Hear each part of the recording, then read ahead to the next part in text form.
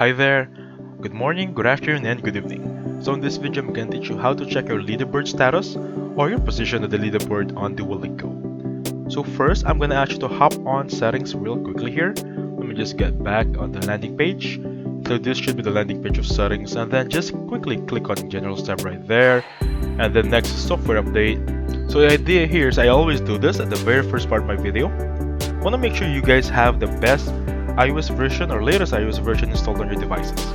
The idea here is we're making sure that the best and updated version is updated to our end, because sometimes Apple hinders processes if you're not up to date, so might as well just avoid that, right? So as you can see here, it's iOS 16.6. If you have a much more greater, much more advanced version, it's perfectly fine. The idea here is it should say iOS is up to date on the bottom part, okay? With that being said, let's go back to my landing page and open Duolingo. So this should be Duolingo. This is the landing page. If you don't have an account yet, please check out my video.